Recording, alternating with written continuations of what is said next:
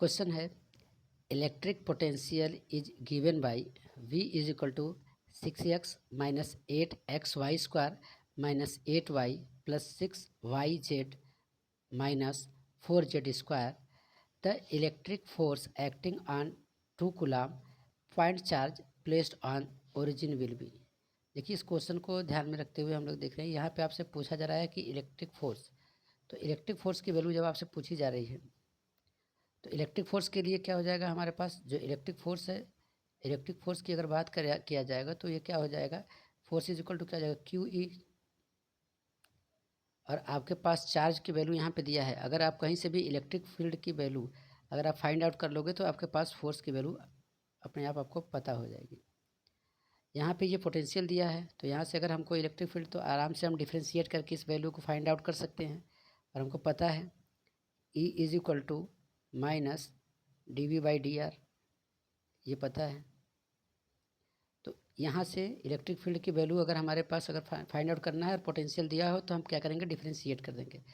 यानी ये सभी के सभी जो हमारे पास वैल्यू दिया है, यहाँ पे क्वेश्चन में बोला है कि ओरिजिन, ऑन ओरिजिन पे, ओरिजिन का मतलब हो गया कि यहाँ पे जो कोऑर्डिनेट की वैल्यू है यानी कि एक्स वाई और जेड की वैल्यू जो है, ये सभी की वैल्यू हमारे पास क्या है, ओरिजिन करने का मतलब ये सभी का कोऑर्डिनेट जो है वो 0 0 दे दिया है। अब हम लोग क्या करते हैं, अलग अलग एक्स वाई और जेड पे अलग अलग इलेक्ट्रिक फील्ड की वैल्यू को फाइंड आउट कर लेते हैं। यहाँ से ध्यान देंगे हम लोग कि इलेक्ट्रिक फील्ड की वैल्यू अगर हम कर रहे हैं, यानी कि ई जो है एक्स की बात कर दें, इलेक्ट्रिक फील्ड एक्स एक्सिस पे, तो हमारे पास जो फार्मूला हो जाएगा वो हमारे पास हो जाएगा dV/dx हो जाएगा एक्स एक्सिस पे। और अगर हम इसको सॉल्व करेंगे, यहाँ पे गिवन वैल्यू हमारे पास है तो हम डायरेक्ट यहाँ पे ये जो वैल्यू है इसी के साथ डायरेक्ट निकाल लेते हैं, माइनस माइनस को कॉमन ले लोगे आप। अब यहाँ पे जो वैल्यू है 6x, यानी आपके पास वैल्यू जो गिवन वैल्यू है V is equal to 6x minus 8xy square minus 8y plus 6yz minus 4z square. ये पूरा वैल्यू जो है आपके पास क्वेश्चन में क्या किया है, ये गिवन किया हुआ है।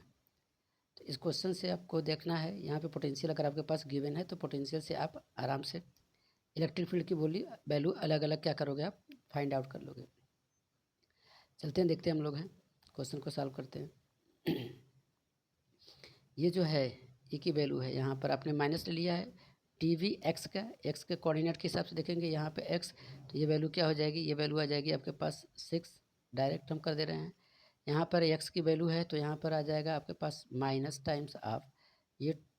एक्स है, यानी कि आपके पास हो जाएगा, क्योंकि वाई जो होगा यहाँ पर ये सब कांस्टेंट में चला जाएगा। यहाँ पे वेरिएबल जो एक्स एक्सिस के साथ लिया जा रहा है तो सिर्फ एक्स के कोऑर्डिनेट को हम कंसीडर करेंगे और ये वैल्यू हमारे पास हो जाएगी 8y स्क्वायर। यहाँ पे फिर हम देखेंगे तो ये वैल्यू यहाँ पे एक्स का कोई भी वो नहीं है, तो यानी इसका मतलब ये पूरा वैल्यू जो है कांस्टेंट हो गया, कांस्टेंट का डिफरेंशिएशन करेंगे 0 हो जाएगा। Plus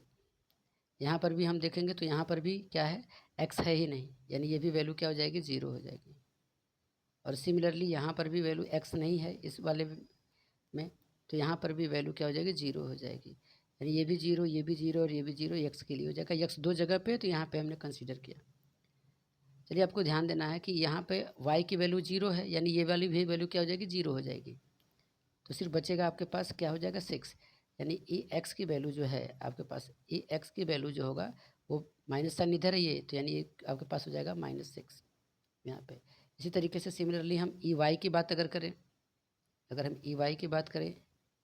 electric field on Y axis, तो हम थोड़ा सा फास्ट करते हैं। यहाँ पर ये वैल्यू जो हो जाएगी ये 0 हो जाएगी, वाई है ही नहीं। यहाँ पे आ जाएगा आपके पास, एक मिनट ध्यान दोगे आप लोग, पहले हम क्या कर लेते हैं, ई निकालना, पहले माइनस को क्या लेते हैं, माइनस को कॉमन ले लेते हैं, बाहर ले लेते हैं माइनस निकालने के बाद। अब यहाँ पे हम सॉल्व करते हैं कि यहाँ पे ये वैल्यू जो होगी ये 0 हो जाएगी, ये आ जाएगा आपके पास y है तो y यानी कि हो जाएगा -16 टाइम्स ऑफ, ध्यान देना क्योंकि y के एक्सिस के साथ हम कंसिडर कर रहे हैं तो y वेरिएबल हो जाएगा और x जो है वो कांस्टेंट रहेगा, यानी कि ये हो जाएगा 218, 2 8 16, तो आपके पास हो जाएगा 16xy। ध्यान दीजिएगा, ये इलेक्ट्रिक फील्ड और पोटेंशियल दोनों को ध्यान में, अगर इलेक्ट्रिक फील्ड पूछा जाए पोटेंशियल दिया तो डिफ्रेंशिएट करते हैं, और जब इलेक्ट्रिक फील्ड दे करके पोटेंशियल पूछेगा पूछेगा तो इंटीग्रेट करेंगे आप लोग। तो यहाँ पर ये वैल्यू हो जाएगा, यहाँ पर y है तो यहाँ पर ये हो जाएगा -8 y के साथ, यहाँ पे y है तो हमारे पास ये हो जाएगा +6 y है तो 6z, और प्लस यहाँ पे y अगर नहीं है तो ये वैल्यू जो हो जाएगी, सॉरी ये माइनस है तो माइनस साइन के साथ लेके चलेंगे, माइनस साइन ये 0 यहाँ पर। अगर हम यहाँ पे कंसीडर करेंगे तो हमारे पास क्या गिवन है, x और y, यहाँ पे कोऑर्डिनेट यहाँ पर है तो ये 0 हो जाएगा, ये भी वैल्यू 0 हो जाएगी, जहाँ जहाँ पे कोऑर्डिनेट होगा वो 0 हो जाएगा। यहाँ पर इसके पास कोई भी वेरिएबल एक्सिस नहीं दिया हुआ है, यानी कि ई वाई की वैल्यू जो आपके पास आएगी, ई वाई की वैल्यू जो होगा माइनस और माइनस, यानी कि सीधे हो जाएगा +8, यानी यहाँ पे 8 आ गया ई वाई के एक्सिस के हिसाब से। और फिर अगर हम लेके चलने वाले हैं ई जेड को, अगर आपके पास ई जेड चाहिए तो ई जेड की वैल्यू अगर आपको फाइंड आउट करनी है, माइनस निकाल लिया बाहर आपने, चलिए ई जेड एक्सिस के हिसाब से चलने वाले हो तो यहाँ पर ये कुछ वैल्यू भी नहीं है, यहाँ पे जेड है ही नहीं, 0 हो जाएगा, यहाँ पे भी नहीं है, -0 हो जाएगा, यहाँ पर भी नहीं है जेड ओ की वैल्यू, ये भी 0 हो जाएगा, यहाँ पे जेड है तो हम यहाँ पे कर सकते हैं प्लस, यहाँ पे जेड है तो जेड के साथ क्या हो जाएगा, ये सिर्फ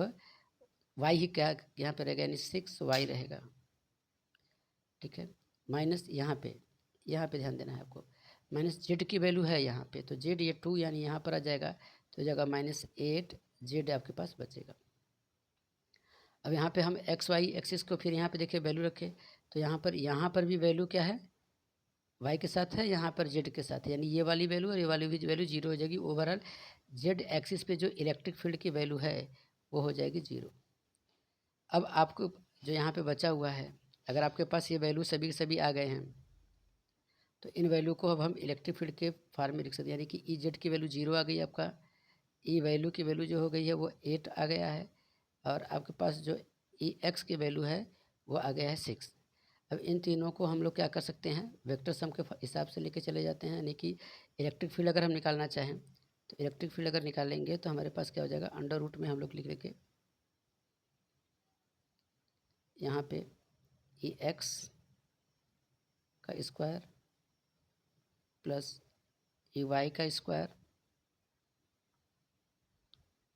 प्लस ई जेड का स्क्वायर, और यहाँ से हम लोग क्या करेंगे, इलेक्ट्रिक फील्ड की वैल्यू को फाइंड आउट कर लेंगे। तो डायरेक्ट हम यहाँ से लिख दे रहे हैं कि ये 6 है, यानी कि हम इसको यहाँ पर लिखते हैं, ये -6 का स्क्वायर प्लस 8 का स्क्वायर प्लस 0 का स्क्वायर,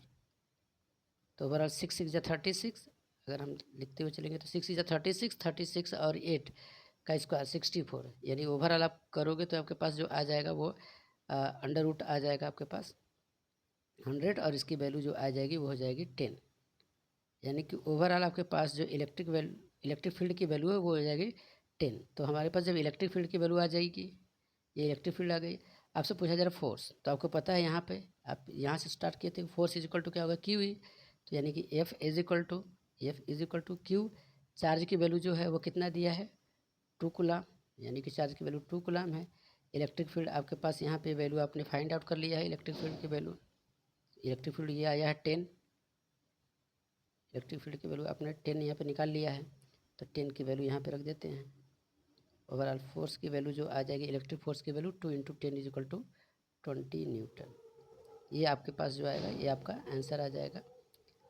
ध्यान रखोगे आप लोग, इलेक्ट्रिक फील्ड और पोटेंशियल के रिलेशन से भी क्वेश्चन आते रहते हैं,